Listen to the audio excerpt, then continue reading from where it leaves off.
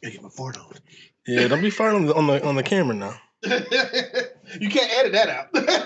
I'll try my best, but if it's too loud. Hey, what's going on, everyone? Welcome to Mostly Wrong Opinions. I am Tyrone. That is Devin. Boy, we got a mystery for you today. Death on the Nile. Had something to hide. We have the Karnak all to ourselves, a chef and enough champagne to fill the Nile. Should have hidden it, shouldn't you? When you have money, no one is ever really your friend. This film picks up after the first film, Murder on the Orient. All right. Mm-hmm. It stars Kenneth Branagh as the detective, and he has been hired to.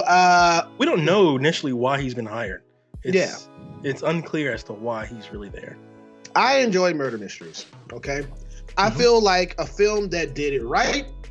Knives Out, perfectly, perfectly done. Ryan Johnson. It was clearly inspired by Agatha Christie. I mean, Knives Out is like 100% a copy, and so I think this is like, you know, you got to pay respects, I guess, is what they're trying to do. But I agree, Knives Out was great.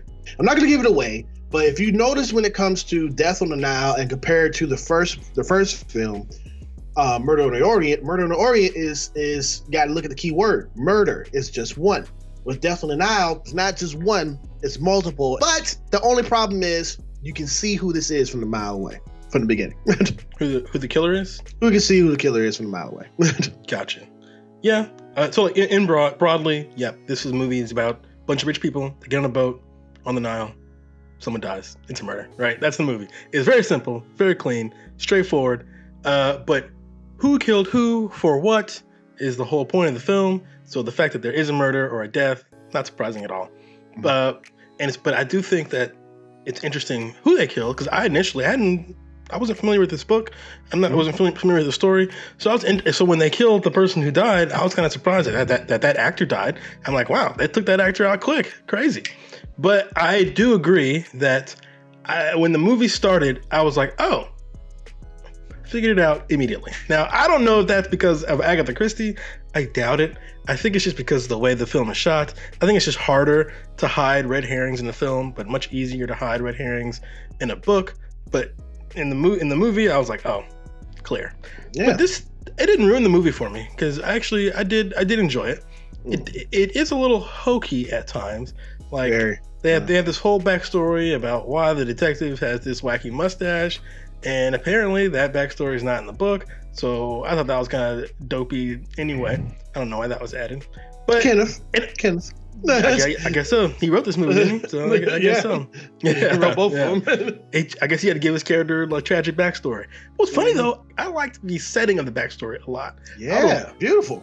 Yeah, the payoff with him like scarring like just his upper lip and like a little scar here. I was like, okay, that's weird. But I liked the setting. I kind of wish it was like, you know, death in World War II, but World War One. But I did like the World War One setting. I thought it was shot pretty well, which is interesting because I thought the rest of the movie was shot wobbly. I thought some of the shots when we're dealing with like physical things, like some of the actual physical stuff on the boat, looked really cool. Like there's these cool scenes where the camera's like looking through a window and like the window's kind of like, it's got like weird beveling on it. So you get these like weird shapes in the window. That was cool. But then you get a lot of absolutely filthy, disgusting green screen. I'm like, my god, it looks terrible. I'm telling you, I'm glad you brought that up, because there's the scene where he meets his friend. What? It's so clear. I'm like, gross. I was like about to divert my eyes. Did you hire a student to put that in there? Yo. And it's kind of weird because those are the beginning images outside of that World War I setting. Most of the beginning images are like these like green screen things, and I'm like, oh, this whole movie look like this? But no, it doesn't. The camera starts to look inside of the actual boat instead of outside the boat, so things start to look a little more grounded, a little more real. So it looks better. But the green screen was atrocious. Like, goodness. I'm telling you, it looked like Saturday Night Live type of stuff. Yeah, it really did. And Tyrone, you know me. I usually don't care about effects. I'm like, whatever. The effects are fine enough. Yeah, when it's really noticeable, it stands out to me. Especially like in 2022, I'm like, the movie's looking like this, which actually brings me to another point. This movie was shot a long time ago. This movie was shot like in 2018, 2017. Like it was shot a long time ago. Yeah. But it kept getting shelved because of COVID. So it's only coming out now after long delays, which really sucks, especially because almost everybody in the cast has been like in the news for bad reasons. Armie Hammer, really, Letitia Wright. Yeah. There's some things going on with Russell Brand. Why he don't want to act anymore. It's been everybody in this movie has just been riddled with controversy. So whoops, the delay kind of hurt that. Yeah. Hey, but that doesn't give any bad thing to their performances. The performances all around were really. Really well. Fine, yeah. I think Armie Hammer was hammering it on a little bit too much. No, I think you're right, because the movie does have kind of a cheesy quality to it, and I think Armie Hammer definitely hammered it up. Yeah. What did you think about the movie being set in Africa and called Death on the Nile, and the whole cast being white people? Bro, when I saw a Gal Gadot up there trying to be Cleopatra, I was like, snatch her ass down. Yeah, me too. I was like, take her down. I was like shaking when I saw that. I was like, what is she doing? Was like, aren't I pretty? I was like, no, get down. And it was unnecessary too. I'm like, cut that. And it was in that nasty green screen. I was like, they should just cut that. But you have to think of it like this. Well, when the rich does the rich, they don't care. They don't care about cultural accuracy. That's true, but I feel like they should have commented on that within the film. They should yeah, you know. And then the only time they had black people, other than our two main cast members, we had two main cast members who were black, but other than those two women, anytime they show black people, they're like the workers. They're like carrying the bodies down the stairs. Like, at least it's white people, so yeah, exactly. Yeah. Also, it was weird. They like mummified the bodies. I'm like, I don't think they do that anymore in Egypt. Like, what? It's clear of who done it immediately after it happens. It's easy to solve this, because even if they tried to make it kind of convoluted, but even the convoluted stuff, it's like immediate. Yeah. I'm talking about when you watch the movie, your first thought, that's the one. That's the one. That's it. You can see it on the character's face when that character meets another character that's in the film. And then the other character that's a part of this roust sees other character. You're like, I know who it is. Oh, well, because that's a kudos to the performance, because it was not the character's face to me. I didn't think anybody gave any great performances, in my opinion. But hey, if you thought it was great, I just thought the setup was just obvious. I was like, oh, okay, this person likes this person doesn't like this person. Got it, done. But I didn't see any expressions or anything from you. Yeah, I mean, I don't know. Maybe it was the camera angle, but the fact that this person likes this person, and then this person is like, I don't like this person for this reason. And I was so annoyed that this person kept showing up. I was like, go away. But they had to make this person show up to move the story along. So I feel like we can talk about that in some detail, because the movie does set up a couple of red herrings, right? So there's a murder, and the victim has a lot of enemies, right? So you're like, oh, it could be a lot of different people, but there are characters who, like you said, there's this like jealous former lover who shows up on the boat. She's not supposed to be there, and you're like, oh, okay, all right, hand me it on, gotta be her. But then you're like, oh wait, there's this maid who's really interested in this like necklace, and you're like, could be her. So there are some characters who are like red herrings, but a lot of that gets set up later. And by the time you get there, for me, I'd already solved it. I was like, oh, there were no murders. I solved it beforehand. So I think that's not so much a knock on the story. It's probably more of a knock on Kenneth Branagh. I can never pronounce his last name. Kenneth Branagh, the director. I think it's just obvious. I think he couldn't hide the hints and stuff. So that's okay. That's all right. I don't care if a movie's predictable. That's never bothered me. So it's okay. Yeah. The things that I enjoyed about the set design outside of the green screen, I enjoyed the 30s look, man. We're about to talk about another film that took place around that time, Nightmare Alley.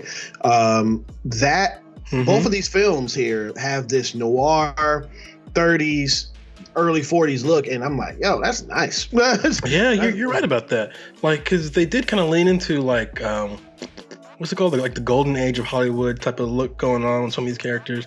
Again, unfortunately, they use a lot of green screen. But if I just cut that out of my mind for a second, just set that aside, you're right. It was very pretty. And some of the production design is pretty cool. And to the director's credit, you really understand like the layout of the boat right after a while, because that becomes important.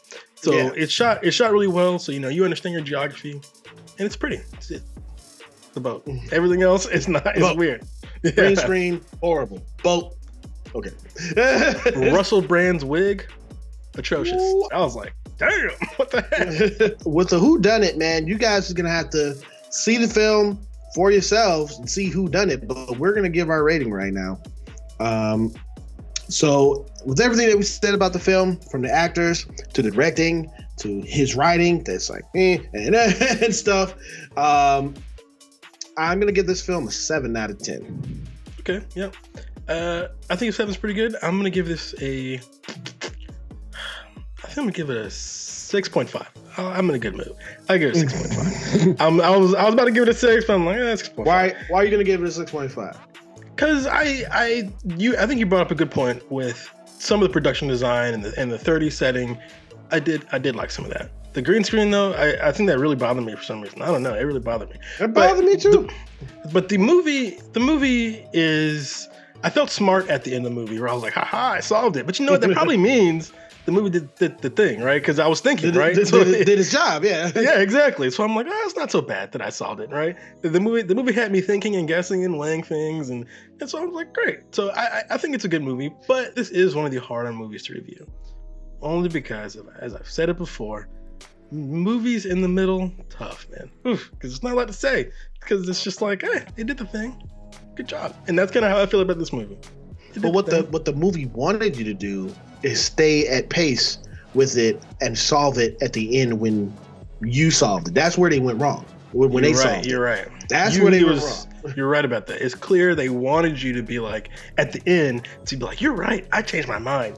This person did it, not that person. wait, can't be, because they've got that gun and this person's got that gun. To me, I really was not.